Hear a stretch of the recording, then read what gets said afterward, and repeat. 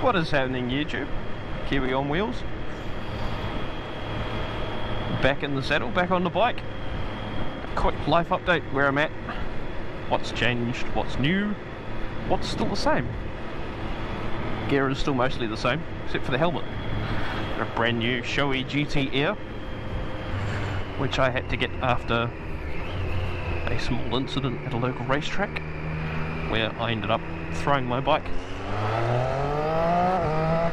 down the track and sliding after it. It's doing about 100 meters worth of sliding along the racetrack. It was horrible. And it's a new bike, as you can see. It's a 2013 Triumph Street Triple R. Sounds so good when you're riding it. You just roll on the accelerator a little bit and you end up with this gorgeous intake roar, and the whistle from the Triumph, it's just, oh, it's fantastic. But I've done a few mods to it. Then I took it to the racetrack, threw it down the racetrack, and I've had to fix it, and there's been a few more mods happen since. But yes, it's resulted in a rather extended period of time off of work and off of riding and that sort of thing. Now, my last video that I uploaded was of a Suzuki DRZ 400 Supermoto. Had that bike for probably the best part of a year. It did the job, it got me to and from work. It cost me a fair bit of money. Ended up selling it because it just wasn't my style, wasn't my type of bike. Sure, it was fun, it was an absolute hooligan wagon. Like, you romp on the accelerator and it would just pick the front wheel up at 12 o'clock everywhere. It was fantastic. But it just didn't suit me, it didn't suit my riding style, it just wasn't, I didn't gel with it. So I sold that and I bought myself a 2014 Yamaha ZX6R,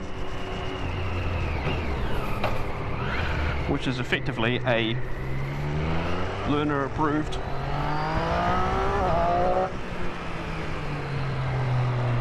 touring R6. Slightly higher seat height than the standard R6. It's not as an aggressive riding position. It has got a bar as opposed to clip-ons for the handlebars. The fairings are a little bit taller. It's geared more for mid-range. So right where you need the power, you've got the power, rather than having to rev it all the way out to like 13, 14, 15 grand before you get anything. It's got everything on tap as soon as you crack the throttle. It's there.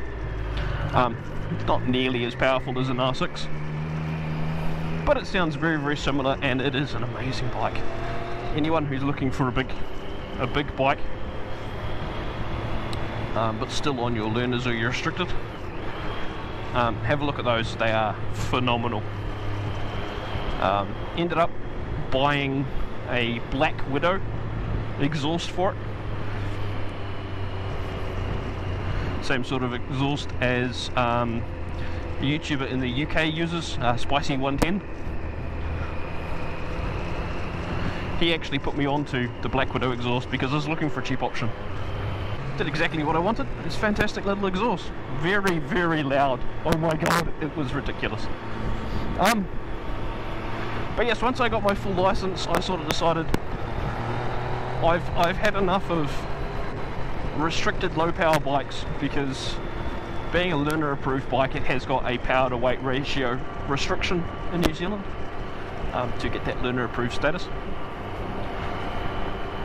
So I got rid of that bike just after I picked up my full motorcycle license. Went to the local Triumph dealers on a whim, saw this bike sitting on the lot, took it for a test drive thinking, oh yeah, I've heard a lot of reviews and people rave about it and that sort of thing. It's just hype, you know. How wrong was I? Okay, so you see these video reviews and you've probably seen them like this as well. If you're looking for a Street Triple R or a Triumph Street Triple or something like that, you'll see these people think, oh yeah, it's another bike, it's a Triumph, nice enough piece of kit. Can't be all they're cracked up to be. These rave reviews, there's people being paid to make these reviews. No, I tell you that for free now, not a chance. Take one for a ride. The rave reviews that they are getting are genuine.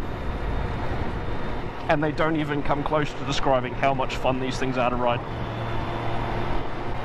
So I have a 2013 Street Triple R. So we have the bug eye headlights, a revised engine, revised seating position, and the midship exhaust over the 2012 model. Fully adjustable front and rear suspension with compression rebound and preload, which I have replaced the springs in the front, the spring in the rear. I have had the rear shock completely rebuilt. I've changed the oil in the front shocks for 7.5 weight oil as opposed to the 5 weight that is supposed to be in there, because these bikes are set up for a rider who's 60 kilos sopping wet, not the average size rider who is significantly more than 60 kilograms.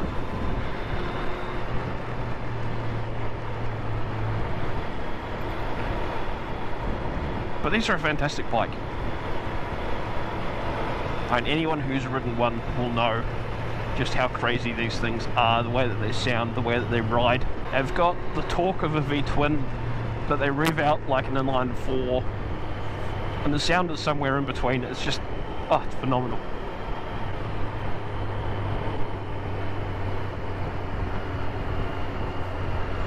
Yeah, so unfortunately I didn't get any footage of the Yamaha FZ6R, sorry. Didn't get any footage of that whilst I was riding, simply because it became a commuter bike. I had a lot of stuff happen. I've changed jobs, left a job that I've been in for just shy of 10 years. I'm now completely retraining. So yeah, lots of changes, lots of stuff going on. My car last year, so sort of October 2018, I took it down to Christchurch for a Subaru track day. That was a fantastic track day.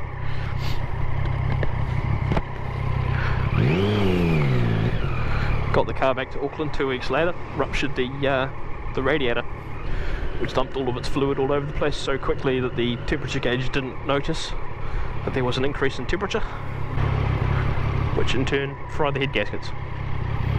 Yay. So my Subaru, a 2001 Subaru Impreza STI wagon in silver. So yes, there's another car as well. The motor is coming out of that and is being rebuilt.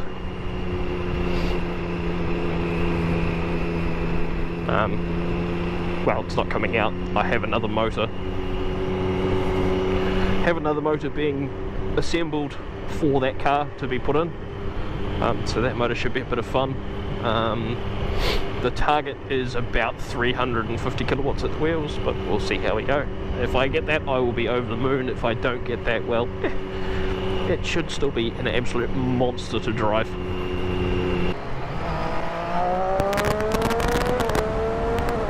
What's been done to this bike? So we'll start at the front, I think.